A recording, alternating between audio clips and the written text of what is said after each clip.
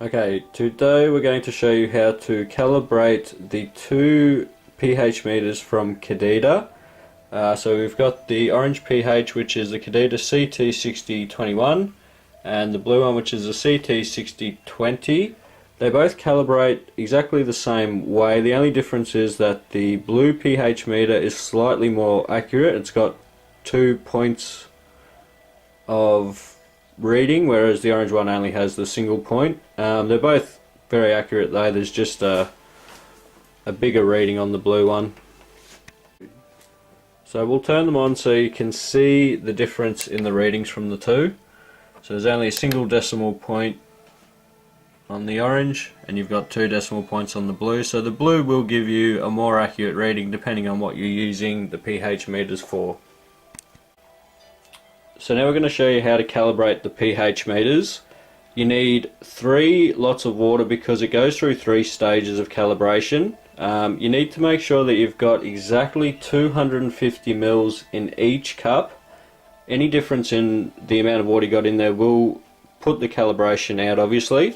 Once you've got your 250 mils of water, you want to put in each of your sachets. So you've got a pH 4, a pH 6.86 and a pH 9.18. Once you've put each of the pH solutions into the water, give it a stir and let it sit for about 10 to 15 minutes, and then you'll be able to come back and start your calibration. So both the CT-6020 and the CT-6021A are calibrated the same way. We're going to show you using the CT-6020. So the first thing you want to do is, we've got our water ready, it's got the pH solution in there. We turn the unit on, hold down the calibrate and drop it into the first pH solution, which is your pH 4.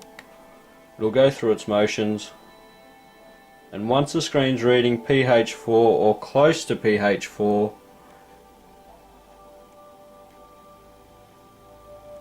like we are now, you simply give it a wash in some clean water, place the unit into the second pH solution, which is at 6.86, and hold down your calibration button again.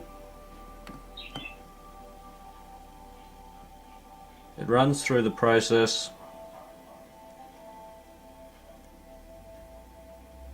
and just make sure that you're reading it around 7. Even though the buffer powder is set at 6.8, 7 is more than acceptable for that reading.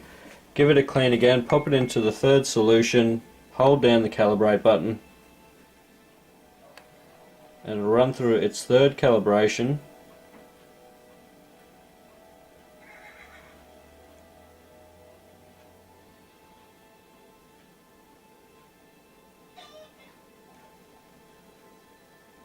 And once it's reading between 9 and 10, the unit has been calibrated. Give it a final wash and the unit's ready to use.